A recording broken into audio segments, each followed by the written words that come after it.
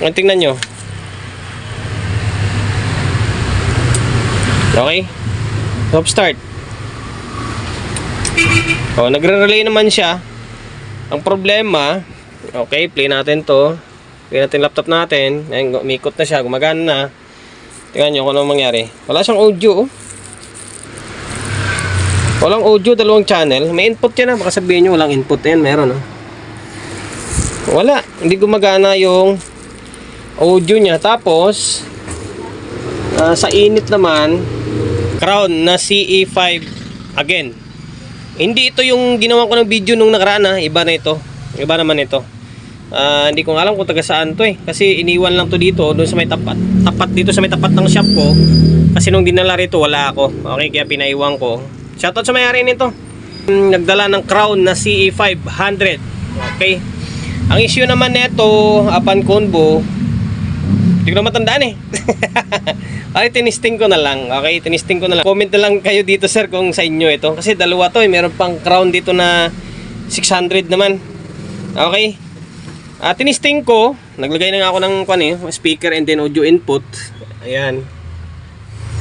And then tinisting ko, wala siyang audio. Tapos sobrang init nito, channel 1. Sobrang init. Mamaya ipakita ko sa inyo. Ngayon, iba to, mas malinis to kumpara dun sa unang gawa natin. Ngayon, tingnan nyo. Okay. Stop start. Nagre-relay naman siya. Ang problema, okay, play natin to. Play natin laptop natin. Ayun, umikot na siya, gumagana na. Tingnan nyo kung anong mangyari. Wala siyang audio. Walang audio, dalawang channel. May input yan baka sabihin nyo walang input yan. Meron wala, hindi gumagana yung audio niya. Tapos sa init naman, okay, bali ito yung thermometer natin or thermal scanner natin. Tingnan nyo, channel 1, anong init nito?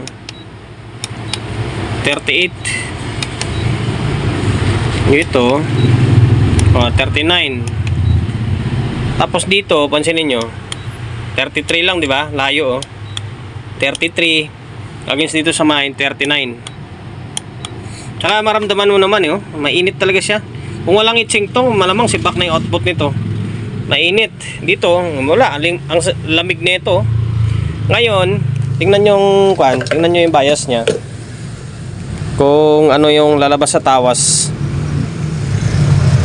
Patinuin muna natin tong mainboard nya bago tayo pumunta sa may audio nya. Okay. Ayan, nasa 0.5 ito. Halos magpo 0.5 Halos magpo 0.5 to dito. Normal naman to sa Crown. Sa Crown Concert, normal sa kanila mataas yung bias Pero wag naman sobra na po 0.6 na. Hindi na normal yun. Tingnan nyo, mataas diba? Halos nasa 0.7 na. Halos nasa 0.7 na. Kaya mainit ito. Ngayon, patinuin natin to. Baklasin natin to. Tapos ayan yung bias nyo. Ayan yung bias nyo. Yung trimmer na yan, malamang sira yan. Or tumaas na yung value. Or nag-iba na yung value. Mainit talaga siya. Ngayon, ang gagawin natin, baklasin natin to. Tapos fix natin. Sibuy fix tayo di ba? May fix natin.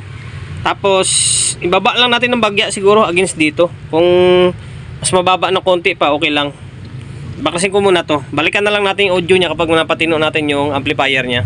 Inaklas ko na yung board ng channel 1. Okay. Ito yung trimmer niya. 101 1K. Ayan, 1K yung value. Ngayon, first time ko makapag fix bias na ito. Ito guys, medyo nangingitim lang ito pero buo pa siya dahil siguro sa init din. Pero working yan. 5.6. Ngayon, balik tayo rito. Sa fix muna tayo. I-fix natin dito na value ay 101, 1K. Try siguro natin ng mga 560. Try natin kung ano magiging labasan niya. 560. Try natin. Binaklas ko na yung trimmer. Saan na yung trimmer natin? Ito. Piningot natin syempre. Double sided to Ngayon, Ayan, nilagay natin, no? 510 ohms ito. 510. Yan, 510 ohms. Tingnan natin kung ano magiging kalabasan sa may tawas. Okay? Okay, binalik ko muna yung board lang muna. Yung mga maliliit na supply, hindi ko binalik. Yung mataas na supply lang. Parang mataas pa rin kasi lumabas yung ilaw, oh. Mataas pa rin to. Ganun pa rin. Taas pa rin, oh. Hindi pwede. 510 ohms. Mataas.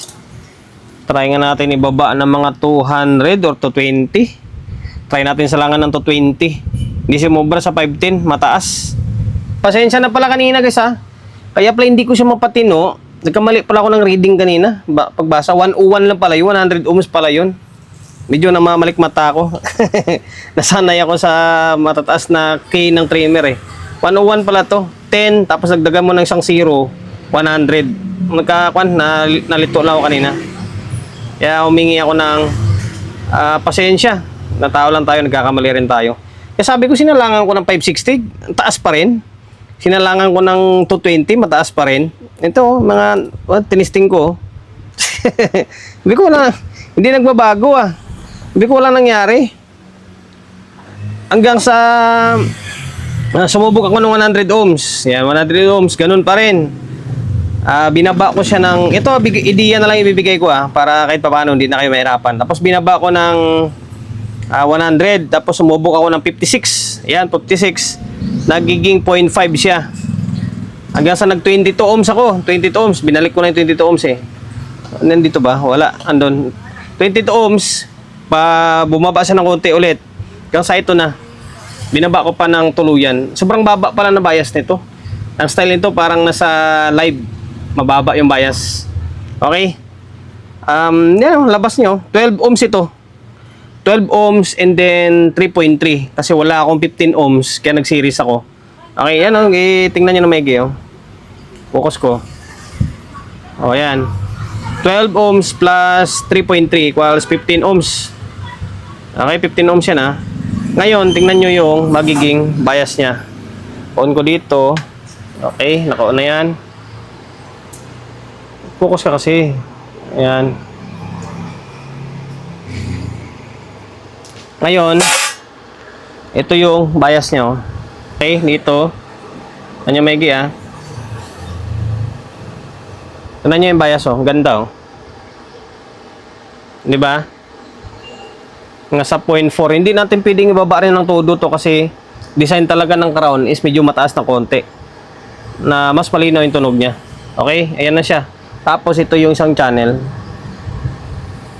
Oh, baliktad. Teka lang, baliktad kasi salisi sila nito, eh. Dahil inangat natin tong board. Binaliktad ko yung test prod. Mababa. Although, pwede pa pala natin baba na konti. Sa 0.3 pala, oh. Okay, tanggalin ko yung kwan. Baba pa natin konti. Tanggalin ko yung 3.3. Teka lang, medyo mababa pala. Baba natin ng konti pa. Tanggalin natin ng 3.3 na yan. Natanggal ko na yung 3.3. Okay? Tanggal ko na yung 3.3. Iwan na lang yan is 12 ohms. 12 ohms na lang yan. Ngayon, ibalik natin sa pinaka board, sa casing, tapos yung mga wiring niya, ibalik natin. Tingnan natin kung ano talaga magiging labas sa bias niya, okay? So ngayon guys, bali, eto na, binalik ko na sa may, natawag na ito, sa may casing. Ngayon, o natin, pakuan muna natin. Painitin muna natin ng medyo matagal-tagal. Saka natin tirahin ng thermal scanner. Tingnan natin kung magbabago yung init niya. Okay. Ano kaya to? Parang iba ba yung init niya?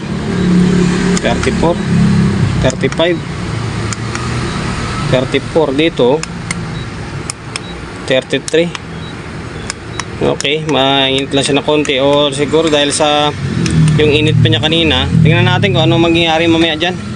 Tagalin lang natin. Tapos ito, naglagay ako ng audio dito sa channel 1 muna ako naglagay ng speaker. Play natin to laptop natin. Mahirapan tayo nito, ah. Wala talaga siyang audio. Wala talaga siyang audio. Baka siguro sa control ito. Sa control or nasa input buffer. Ba yan? Ito na lang gawin natin. Try ko muna baklasin itong front panel niya. Baklasin tapos check ko yung control niya kung sira siya or hindi. Pag sira, di palitan natin. Wala pa rin eh. Wala man lang gumagalaw dito. Okay? Pina-steady ko na yung camera natin. Ayan. Tester natin dito. Kaso may ilaw yung flashlight natin. Makikita nyo naman galaw niyan eh. Confirm nga, sira yung control. Fitting ko siya dito. Ito, tutok ko siya dito ah. Naka X1K tayo. Kahit nga 10K natin yun, 10K natin. Kasi 10K to 5K naman control nito eh. Ito ah, tingnan nyo fitting ko. Hindi na gumagalaw, di ba? Hindi na sumasabay oh. Ginagalaw ko yan ha, pinipihit ko yan. Kabila. Wala talaga oh, sira oh. Sira talaga. Kaya siguro walang audio ito. Kabila naman, wala din oh. Hindi na bumabalik oh. Okay. Confirm, sira nga to. Ngayon, palitan natin yan. Palitan natin. Tapos ano kayang kuha nito? Value kasi. Ano kaya value nito? Natin. 10K nga. 10K siya. Okay, hanap tayo ng pamalit. Okay, palitan na natin tong control. Ayan oh. Yung half moon natin yung ilagay natin dito. Gawa na lang natin ng paraan ng knob.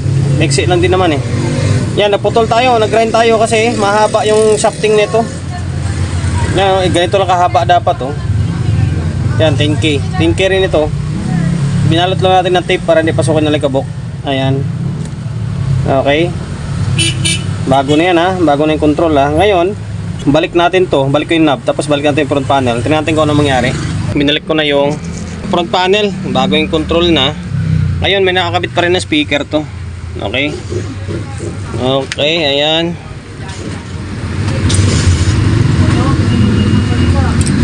Laptop natin mula kanina oh, gumagana yan. Okay, ito na siya. Oh ha, meron oh. Channel 1. Tapos channel 2. Okay, working ngayon. Para malaman natin kung umiinit pa siya o hindi, hanap ako ng ibang music na hindi tayo makapiright. Tapos patugtugin natin ng mga medyo matagal. Kahit isang oras, mga isang oras. Kahit yung isang music lang. Tapos ito 20 ko. Obserbahan natin kung iinit pa ito o hindi. Para matapos na yung video natin. Okay, naka-play na yung music natin na walang copyright. Naka 220 tayo ah. Ayun, naka 220 ano. Yan natin kung ano mangyari. Ano, ipipix ko pa ba yung isa? Okay, ngayon channel 1.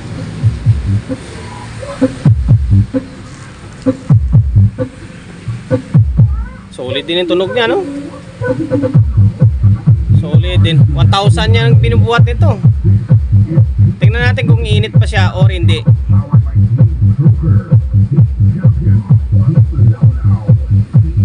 Normal talaga yung bias ng kwan sa CE5, yung mga mataas-taas na bias, normal sa kanila yun eh. Ayan ha, okay, working siya oh. Sira nga yung control. Ito.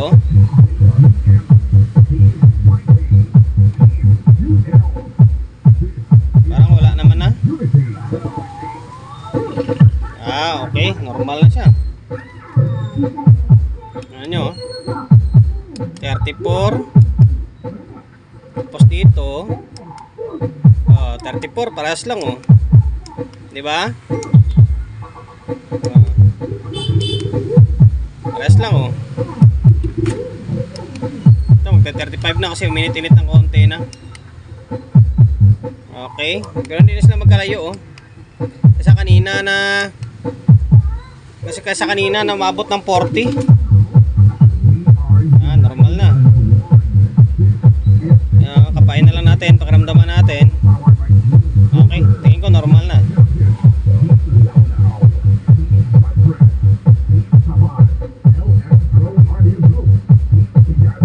Solid din ito no. Normal na to. Medyo maligamgam na ng konti.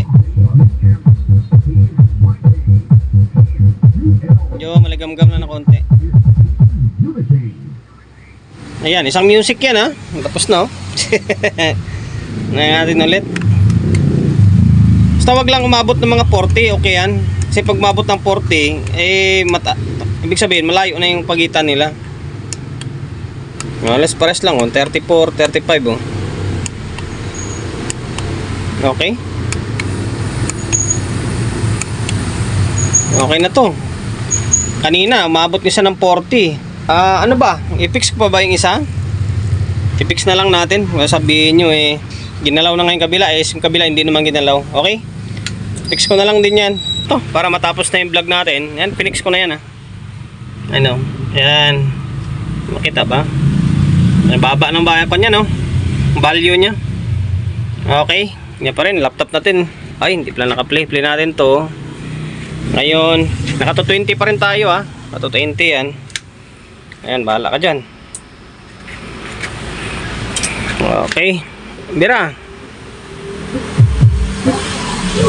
Ha? Solid. Naiba yung patungan, no? Kinuha na yung pinatungan nito. Kinuha ni Bossing. CA18 na Trident. Okay na, working na. Hindi na init yan. Normal na, malagam-gam lang yan. Ligam-gam lang.